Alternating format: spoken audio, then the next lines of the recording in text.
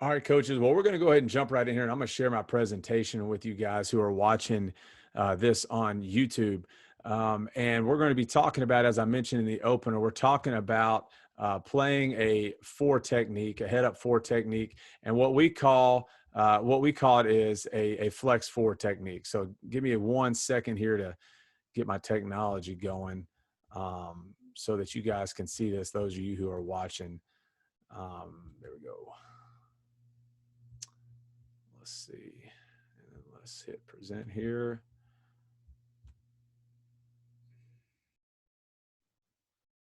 All right, so we're talking, like I said, we're talking flex four technique. What we call is that a flex. The reason why we call it a flex four technique is because that four technique can play. He's really a two gap defensive end. He's going to play in two different gaps, and we'll get more in talking about that here in a second. But you can see the little tagline there is creating multiplicity within your odd front, and I really like playing this flex four. It's not something I had done before until I got here to Pleasant Grove, but I really like it and have grown to love it because of the versatility that it affords. And now that I've moved back and coaching linebackers, I really like it from that standpoint as well. So we're going to talk about that. You can see my contact information is down there at the bottom of this slide. Most of you guys know how to get a hold of me. So if you want to get a hold of me, you can always reach me through our Twitter on our podcast, which is at KYPD podcast, or you can DM me personally at Coach Taylor 53, or you can send me an email to our podcast email, which is kypdpodcast@gmail.com. So we're going to jump right in here. Let's go to this next. We'll go to our next slide. Whoops. Go to our next slide, and let's talk about why the flex four. So what does it allow you to do? Because I don't know, and I didn't know of a lot of people who played fours, just head up fours, until I got here. I know that it's done, and that doesn't mean that a lot of you aren't already doing it. But I came from a four down front, the school that I was at before, and then even before that, we were 3-3 stack, but we were playing 2-5. So playing a four, maybe really familiar for you, but it was foreign to me. But here's why we like playing the flex four. And I'm not going to, for those of you guys watching this, I'm not going to read word for word from this presentation, but the first thing is you're able to gap your defensive end. And what that does is that keeps the offense guessing as to where that defensive end is going to wind up at the snap. Is he going to be a B gap player? Is he going to be a C gap player? Could he long stick into A gap? It really is a good way to keep the offense off balance as far as where is that defensive end going to wind up? Where are the linebackers fitting and all of that? The way that we do it is and I'll get into this here in a second, but we usually that defensive end knows where he's going, either because of a tag that we have with our defense. So we're going to put in a tag and tell him where to go, or based on the offensive lineman's block, the block of the offensive lineman, that will also dictate where he's going. Next thing is that and this is one thing that I love. And if you've coached shades, defensive ends before, that a big thing that they're always concerned about, and you have to be concerned about, especially when you're playing, the stretch wide zone teams, is getting reached. Well, one of the great things about playing a four is now your four no longer has to worry about getting reached, because in fact, again, the way that we play this and the way that you can play this is if he gets reached, if he gets reached, that he's just going to fall behind it and play in the B gap. And so that really allows those guys to come off and just really be thick on that tackle. And what it does also is now, because one thing, an issue that I always ran into, and when coaching shades, coaching five techniques, is when those kids, when they get a down block, they don't get a whole lot on that tackle because they are so worried about getting reached. And a lot of times, if you're watching their first step, they step inside their base, and now their feet are stacked. And that's all because they're always mindful and cognizant of that reach block. And so this eliminates that. They can really be, like I said, really just tighten up that chin strap and tee off on that tackle. Because if he does give them a reach block, an aggressive block, they're going to fall behind it. We'll talk about how to play that here in a second. But also, this puts your Mike backer rushing the edge. And again, you can do this different ways. A lot of times we'll have our Mike backer who's on the same side as our four. If it is a passing situation, he'll add himself in as the fourth rusher. We can switch that up with other guys as well. But just to put that in general terms, is now that defensive end who's a four, he's going to be what we call a pipe rusher, meaning he's rushing that B gap and collapsing the pocket. which puts a more athletic player rushing off an edge. And again, we'll show some clips of that here in a second where you can see that. The next thing is it allows you to eat up interior gaps, push the ball to force players on the edge. So if you've listened to this podcast before, I've talked with several D-line coaches and defensive coordinators about, playing, whether it be 4 eyes, 2 4 eyes or double threes, as a way to, spill everything to the outside, whether it be your tight front, your mint, or whatever you want to call it. That's awesome. I love that stuff. I think that's great. What this does though, is this allows you to do that by, you can play double head up 4s, allows you to still play to that without giving away that that's what you're doing. And so that's why I really like that. And again, especially this past year, we had, everybody, and I'm going to show clips of these guys. I'm going to talk about them, and I'm just going to go ahead and get this out of the way. A lot of these defensive ends, these film clips are with some defensive ends who are super, super talented, like once in a generation type kids. And it would be, the impulse might be, well, yeah, y'all can do that because you have those guys. But actually, we had, those guys get hurt. Both of our big time guys got hurt this season, and so we were down to playing just normal high school defensive linemen. And in fact, I think a 4-tech works better for those guys, and it worked better for us because now our more athletic guys were definitely those outside linebackers, those guys on the edge. And so by putting those less athletic, just those average Joe high school defensive ends in 4s, now they're able to play. Especially on pass, they're pipe rushers, and we're able to put those guys in situations where they can force the ball to the outside to our more athletic players. Also, it makes this, being in a 4 makes it more difficult for the offensive tackle to climb. Also makes him difficult to read. As far as when you're talking about zone read schemes with the 4 is a key.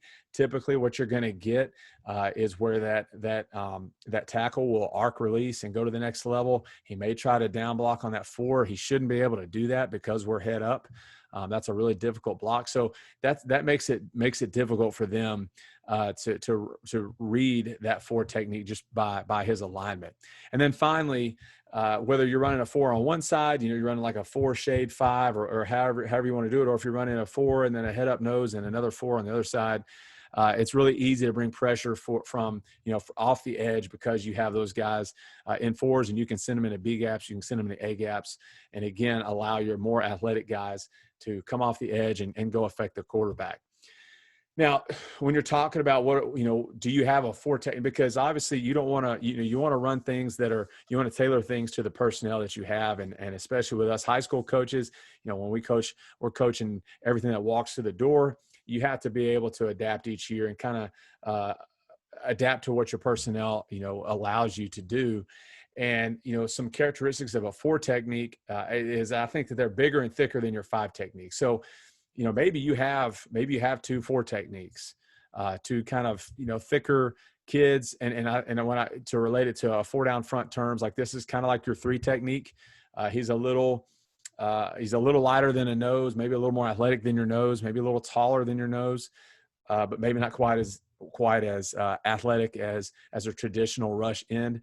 But plays like that 3 technique. Has to be able to get off the ball and create some knockback, create some separation, be really great against the run.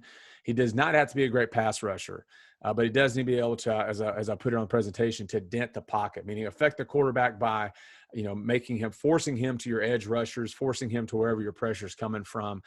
And again, he's got to be explosive off the ball. Those are, those things. And then also being able to play laterally, especially, when we're talking about on outside zone schemes like that, because he is going to be playing backside in B gap, and he's got to be able to have some great eye discipline. And that all comes within coaching, and you can coach that up. But so you're looking for a bigger, thicker kid. So if you have a bunch of tweener kids on your defensive line, some kids that could be outside linebackers, then this may not be for them. But maybe you have a kid, maybe you have have one of those more kind of tweener kids, and then another one that's not as athletic. He's a little thicker and you're not really sure where to put him or how to play him. Well, then playing a 4 technique is an option for you, because you're not asking him to be an edge player on outside run plays. Now you're going to turn that responsibility over to your outside backer or whoever it is your overhang is going to be, whether it's a safety or whatever. So those are some characteristics of a four technique and what you're looking for as you're looking up and down your roster to see, do you have those guys on your roster? And what I like about it too is you can find those guys that are kind of buried on the depth chart. Maybe they're a third defensive end. You don't know what to do with them, and this is another spot where you can get those guys on the field. Maybe they are an undersized nose guard. Maybe they are which is our starting four tech. And this year is a converted linebacker who had kind of, gained some weight and his, wasn't quite as athletic as he needed to be at linebacker, but now you drop him down as a four technique and he's a really athletic four technique. So those are all things that you're looking for when you're trying to identify this guy and if you have him on your roster. So we'll talk about this, and this is super obvious stuff, but when we get lined up, we have our strength rules like everybody does to determine the strength of the formation, and that's going to go off of tight end, the most wide receivers, then from there away from the running back, and then we go to the wide side of the field. And so that's how we know like where we're going to set our 4 or our 5 based on those things. And it'll be different each week. It'll be game plan based, but that's how we determine where we want that. And sometimes, again, we'll have double 4s. We'll play 2 4s. We could play 2 5s, just depending on what we're wanting to do. But, it's our strength rules that determine that. So, all right, let's talk about our flex 4 rules. So first of all, alignment is head up on the tackle, obviously. And this is a preference thing for me, but we're going to have our ball hand down. You could have your outside hand down. We teach ball hand or man hand down everywhere else. You're going to continue to teach just ball hand down. So if it's the defensive end, if he's on the right side, the defensive right side, he'll have his left hand down, but that's not a huge deal either way.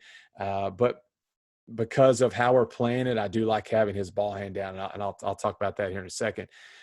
So his stance is really the same as a 5 technique, maybe a little less stagger than your 5 technique, maybe a little more balance in his step. Have a heel toe or instep stagger, and it's probably more heel to instep, to be honest, just because the 4 technique he is the one who tends to be moving more, whether he's long sticking in an A gap or he's going into B gap. And so we like having those feet balanced up a little bit more because of that. And also he is coming off and he's being really thick on that tackle. So because of that, his stance is very similar to the 5, except for his stagger might be a little bit shorter. He's keying the outside knee of the offensive tackle. Again, that's a preference for us. What we say is read the knee, attack the V. And what that means is pre-snap, I'm looking at that near knee because that near knee doesn't lie. And then as I'm coming out of my stance, I'm attacking that V of his neck right there. And some people say shoulder cuff, knee. I mean, it's basically on the same plane. So to me, we're talking about kind of the same thing. But I'm attacking that V of his neck. And so that's just the way we say it, read the knee, attack the V. But that's the same thing as the nose and as the 5 technique. And then the assignment, create knockback with the offensive tackle. And then based on the block that we're getting, that's how things can change. So this is, again, I'm saying this is one way we play this, but there are a lot of things that you can get into how you want to do this with your 4 technique. This is just an example of one way of how we might play it with our 4 technique. First of all, let's talk about what would put that 4 technique in a B gap. As I mentioned already, we can just tell him, hey, we want you in a B gap based off a tag that we give him. We could tell him we want him in an A gap. So we can tell him where we want to go. But if we don't, he knows that he's going to play in B gap if he gets a zone block toward him. So any type of zone or stretch or anything where that offensive lineman is trying to get on his outside shoulder, now we're going to fall into B gap. Okay. And I'll talk about how we're playing that specifically here in a second. And then finally, or next, if he gets a pass set, then he's going to automatically rush into B gap. Now, he can be a 2-way rusher. It's really up to the linebacker behind him to make him right. I don't like telling them that because then they don't ever want to rush B gap. But most of the time, we would rather have our linebacker, outside linebacker, whoever it may be, coming off the edge and letting our less athletic 4 technique rush up the middle and just, again, dent the pocket. So we tell him he's a pipe rusher. All right, now we are C gap players if the offensive tackle down blocks. So if he blocks away from us, they're running some sort of zone scheme away from us, it's zone away, something like that, then now we're playing C gap. If he pulls, same thing, pulls away from us, or even, well, pulls away from us. We'll talk about a pull out to our outside later. But if he pulls away from us, we're a C-gap player. And then finally, if he base blocks us, so if he's hinging us open and trying to turn us out, maybe they're running ISO in that B gap. Or running some kind of, running some kind of B gap dart or something like that, zone O, something like that, that they're going to run in that B gap and they're going to base us out. We're C gap players. So we'll talk about when I'm a B gap player, what are my rules? So if we get zone at us, okay, so we're coming off the ball, that tackle is leaving us. We're going to strike the inside shoulder of that tackle and we're going to lock him out. And it's a little bit different. So like I love working steer drill. Where you're getting your guys across from each other in the line and they're push pull on down the line. And I'll do this like when we'll have our 5 techs and our 4 techs going, and it's just they go together. But if it's a 5 tech, he's going to play it a little bit differently than a 4 technique. So a 5 technique would start with his head out, or he's going to start already beat, and his goal is to push pull and get his head outside of that offensive tackle, have his outside foot up, and work laterally and keep his shoulders horizontal to the line of scrimmage. The way where it's a little bit different with the 4 technique is now we're going to start again, same thing on the inside shoulder of that tackle, but really our hands are more like sternum to shoulder cuff, okay, on that offensive tackle. And what we're trying to do is we're still push pulling, but now we're working flat, but our eyes are inside at that guard's hip, okay. And ideally, we stay on that tackle the whole time. So we come off and we punch his inside shoulder and we work flat down the line.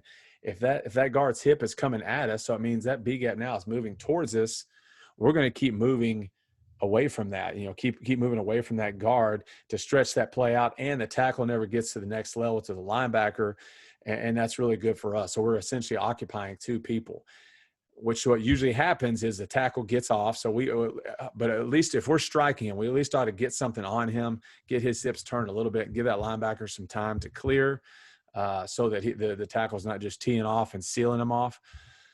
But let's say that tackle gets away from us now. So now it's a hand transfer to the outside shoulder of that guard, and now it becomes just like a 5 technique. I'm push pulling, and now we always say in a 4 technique, you can get reached by the tackle, but you cannot get reached by the guard. And if you have someone who's consistently doing that, then he can't play, because that can't happen. We can't get reached by the guard.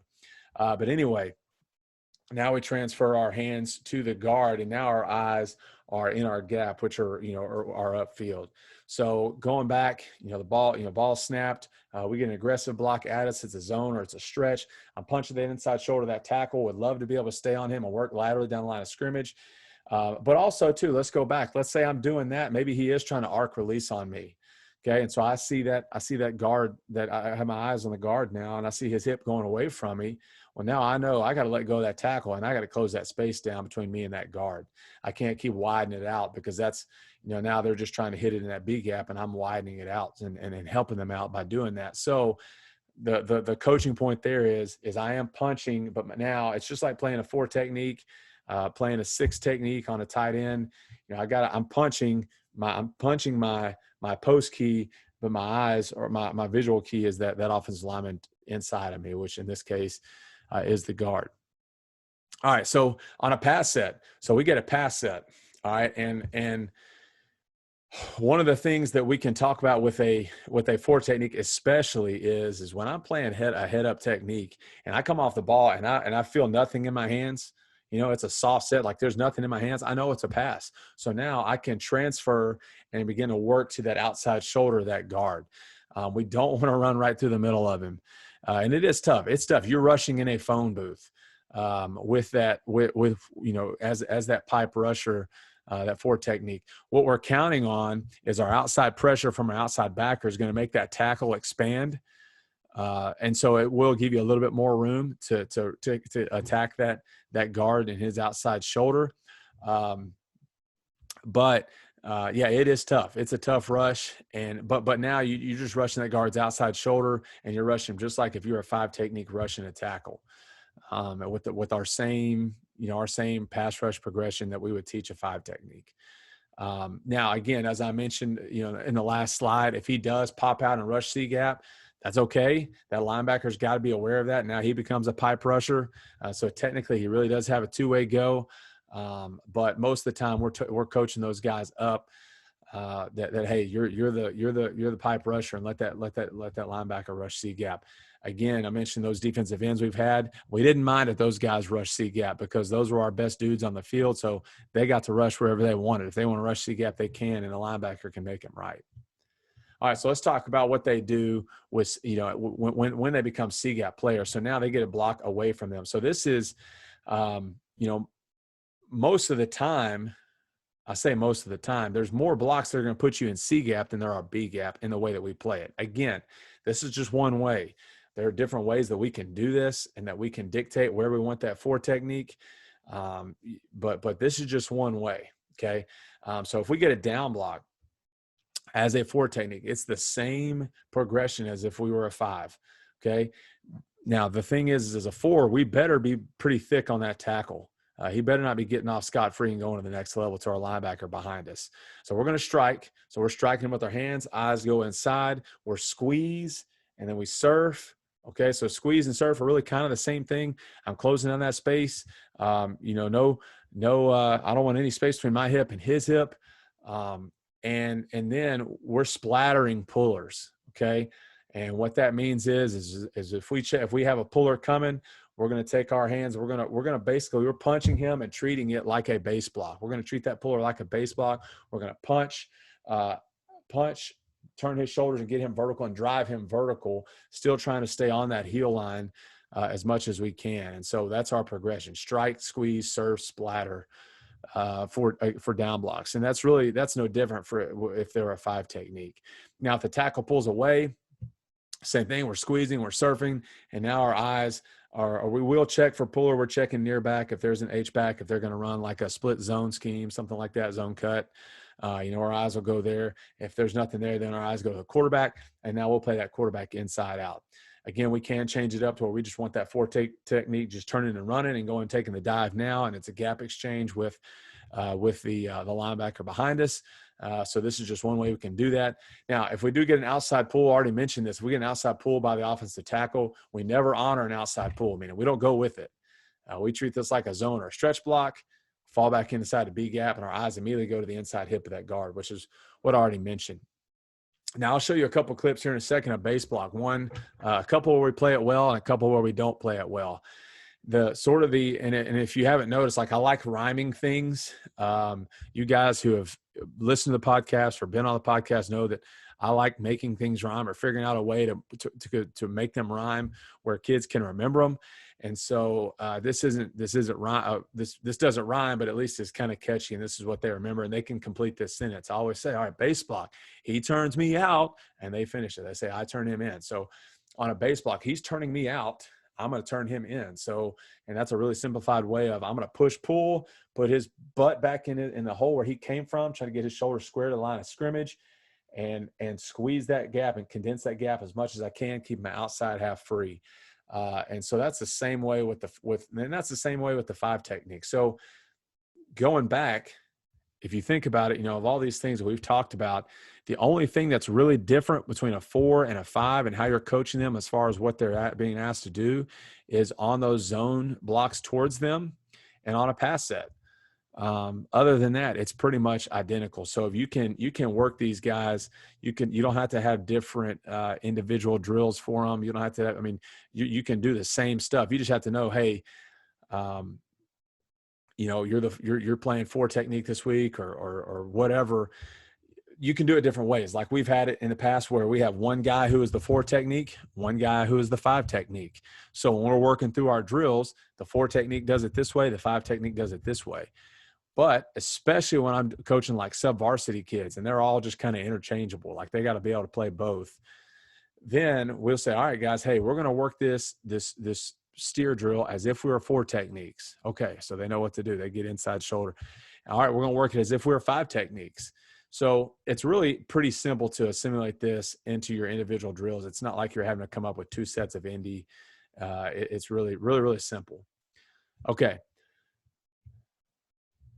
So now we'll get into some clips here. Give me 1 second to close this out, and we'll pull some clips up here.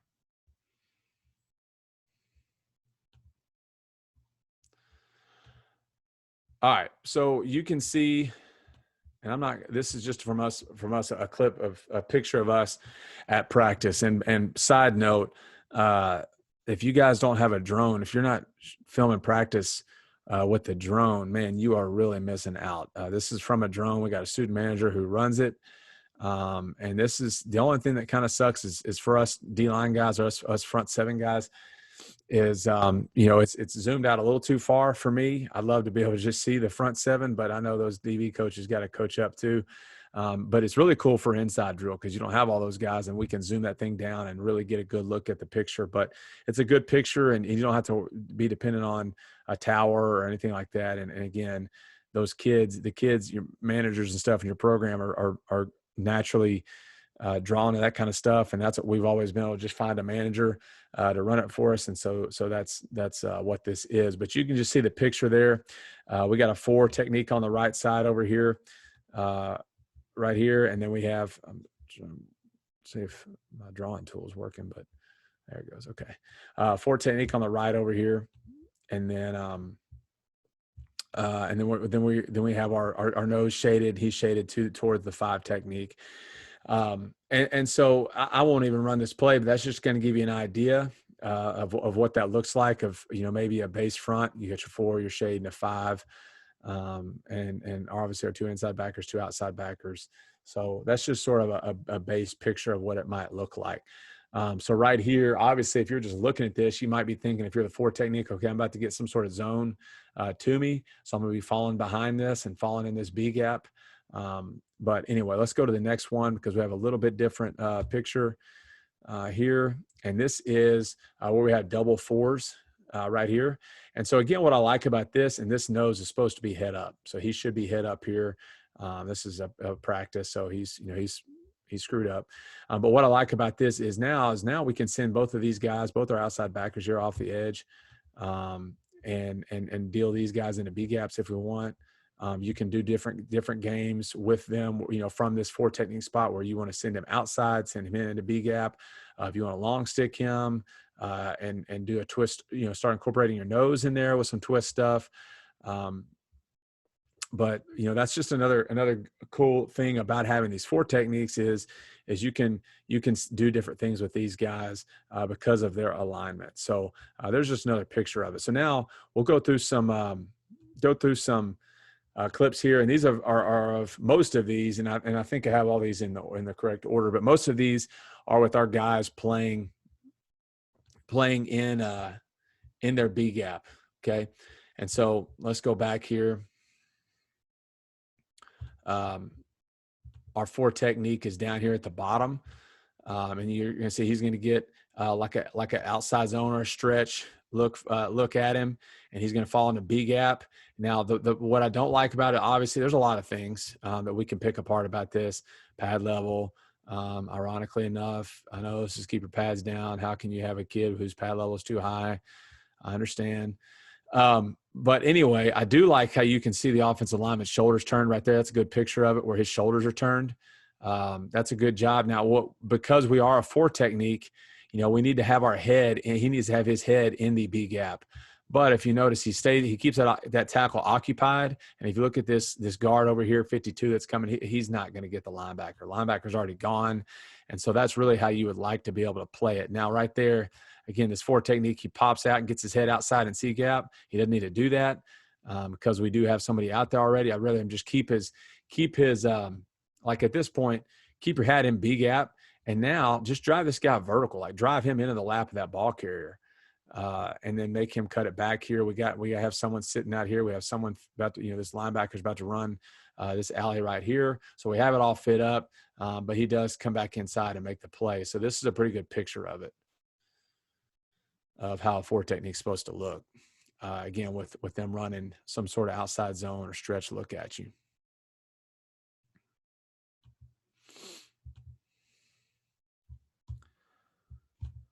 Go ahead and take this end zone clip off. There you go, district opponents. All right.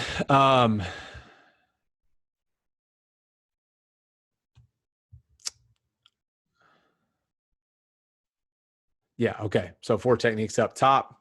I do have the ones where we're playing double fours. I have that marked. So our 4 technique is up top, and you can see again, he not same kid. He doesn't get a whole lot on the tackle, but does a good job of playing off the guard right there. Right here, you see where his eyes are. He's peeking in A gap. Doesn't need to do that. Needs to keep peeking in B gap, but just keep working flat. Keep push pulling. But it does a good job of getting off the ball there. And so that's a pretty good look at it right there. Again, wish he would have gotten more on that tackle so that he doesn't have such a good angle at sealing off our linebacker right there. You can see, he's mauling number 7, our Mike right there. But again, the defensive end does a good job of getting off the ball and obviously making the tackle for a loss there. So that's a good play by him. Oh, here we go. Let's just go ahead and do this. We don't even need this wide stuff either. Okay. All right. So this is where up top is our 4 technique. And we're sending him in B gap and really just showing, like, the next clip will have both of them coming off the edge, both of our outside linebackers coming off the edge. But this is just if we want to send one. It's very, very simple. Just go ahead and deal him into B gap. And that's something we'll tell him to do based on a tag that we give him. And so that's and obviously it worked out well for us. We were pinching into where their guard is pulling, so it worked out well for us. Here's one, same sort of concept, but now this is again what I showed you from the practice clip. Both guys are in head up fours. We got 2 guys coming off the edge here. We can send both these guys coming off the edge. And it happens to be a pass. And so now you can see our 4 techniques become pipe rushers. Number 44 does a good job, rushing that edge right there. I wish he wouldn't have gone, try to go right through the middle of him at first. But he does affect the quarterback here, and we do get an interception. So, but that's just another thing too. It's really easy now. You put these guys in 4s, and you can send both of these guys. You can send one of them. However you want to do it. You can line them up in 4 and then play them back into 5s, play them back into C gap if you want to do that. Again, it's just up to you on what kind of tags you want to incorporate into your call, into your defensive call. All right, so this is an even front right here. I have it marked. Okay, so now we have double 4s. So we're really looking at both of these defensive ends here. Okay, and so let's look at up top. He's getting getting a zone look at him, and he's playing behind it. Pretty good job right there of doing that. Keeps that tackle occupied. And again, you can see the guard is trying to go to him, and he can't. And so he tries to get to the linebacker. Linebacker was able to avoid him. Fortunately, that guard, wasn't just really keen on blocking anybody. But good job there good job of playing it. That's how it should look. Now you look down at the bottom; they're doing kind of a slide, and then he's hinging back on 45 there on a defensive end.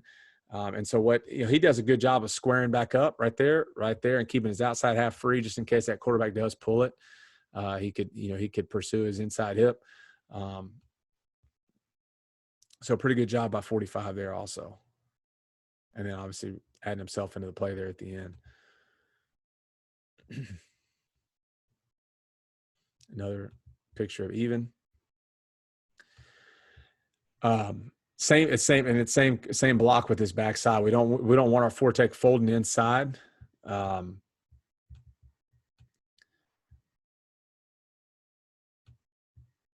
it doesn't hurt us much there. The reason why I have this clip pulled is because I want to show you how our defensive end up top plays the down block, and then he's strike and surf and splatter. Now, obviously, you can see at the point of attack, his feet die, and so we don't get as much movement on him as we would like. And so that's definitely a coaching point that, hey, man, when you make that contact, you got to keep running your feet, and your work's not done, because right here, the work's not over. It's just getting started. Now you got to turn his, take your right hand and work that guy's shoulder vertical and knock off any secondary pullers and make that ball bounce.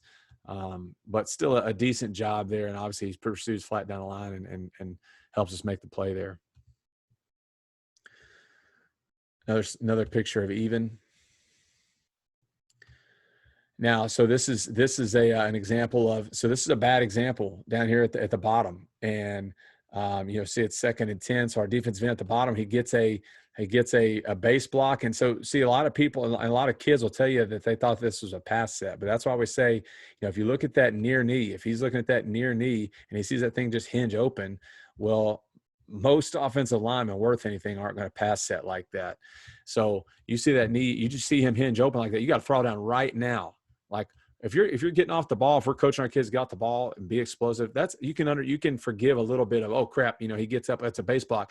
But at this point right here, like it's too late. But you should be able to feel that and squeeze that down right now, throttle down right now at the very least. Like we're not going to be able to twist, to turn his shoulders and get him back in the hole like we talked about. Like it's no longer like this isn't clinic talk anymore. Now it's just, hey, let's try to minimize the damage. So what he could do there is throttle down and get those hands on that tackle and just try to squeeze it off. Just try to squeeze that gap down and still keep his outside half free, but he keeps on running upfield. And now you can see there's a cutback lane for that running back.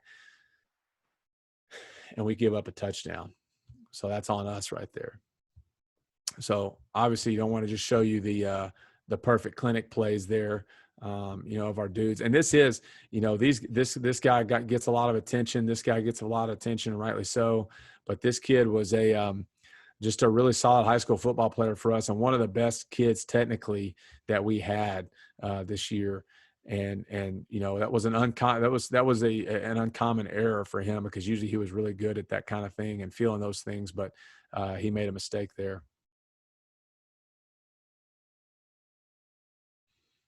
But you can see 44 at top, he's playing in that B gap.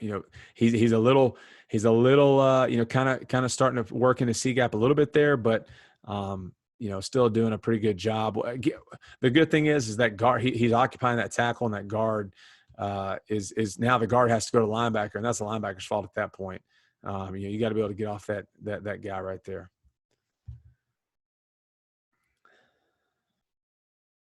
Okay, so we're looking at the 4 technique up top. Again, this is that same kid who just screwed up, and I want to show you. So he now gets an outside release from this tackle. Okay, and this is what I was talking about. What they'll do, and they, a lot of times when they're they're running a GF counter at him, and so it's really hard to down block those guys. So they can just go out and block our outside backer with that tackle and seal it and kick him out. So now he's got to and these guys had really obviously really wide splits. And so what he needs to do is close down space right now. He sees this, he ought to be punching, and trying to hit this guy, and he sees him leave. Now he's closing down space. So he is a little bit, he gets into no man's land a little bit there, and then he gets his shoulders perpendicular to the line of scrimmage, which is what we don't want. He does need to stay flat and punch. But the thing is he is physical, at least. He's pretty physical right there. Needs to keep running his feet and play with his hands more. But still, that's a pretty good look at it. But just showing this clip because, this is another just what guys will do and how they'll try to block a lot of times when you do have that 4 because it's hard to down block him.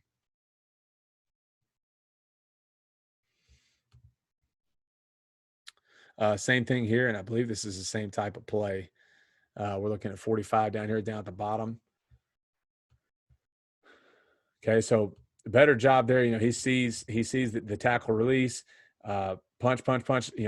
Would like for this collision. See how his feet. He kind of hops out of his stance. Get your feet to where his feet are. But he does a pretty good job of being physical and trying to squeeze this play off as much as he can. And luckily our nose guard is getting single blocked there, which is never a good idea for him, for offenses to try to single block him. But so he does help us look better on that play, but a better job, decent job of being physical right there on this guard as he tries to base us out. Okay. So, all right, again, now this is a big old kid right here. He's at Tyler Junior College now. Really is a Division I kid, probably. But we had him really playing out of position. He's a natural left tackle, but out of necessity, we had to play him here at defensive end. And obviously at 4A football, you have a kid this big, he's gonna play both sides. And so the reason why I say this is, he is not a great edge player. because he's not. He is athletic for a big dude, but he's just not going to, especially when you have a really fast quarterback or a kid that's electric out on the edge. He just trying to ask him to go and make that play is not fair to him. So a 4 technique really fit him, playing a 4 technique, because he is strong. He is a big kid, and he is athletic when he gets in here, but he's not athletic out here. And so this is just an example. He's going to get zoned to him or stretched to him. He falls behind it, and now the quarterback, cuts it back, and he's able to track that quarterback down. But just, again, he's playing inside of it. It's not perfect. He's not super physical, but he does play it the right way, and it works out for him.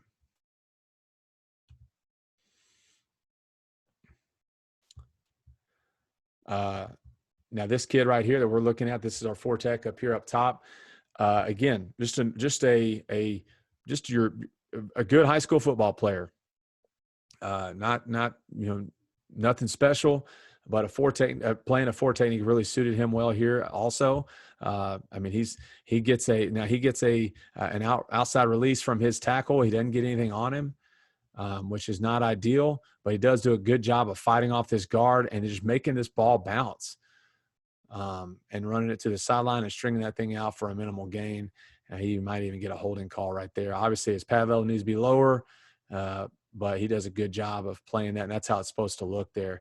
And the whole idea is now you're letting our more athletic guys, our outside linebackers here, force the issue and be the leverage players, and which is what we want.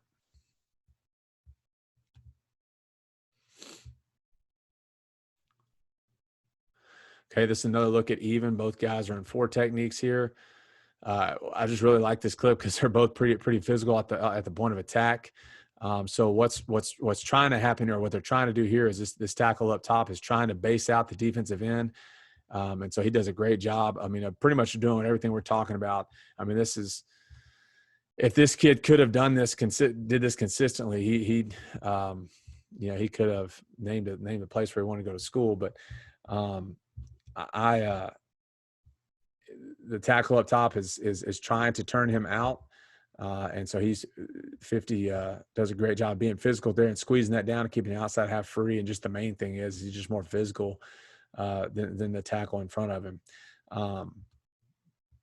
And so, that's what we would love for it to look when they play a base block. And there were more clips. It took me a while to find a clip like this, because there are more clips of us not playing it the right way, just being honest, than us playing it this way, that we could have pulled apart and made me look like a much worse coach. But did want to show you at least a clip of us playing it right and what it should look like. And then the guy down at the bottom does a good job being physical as well.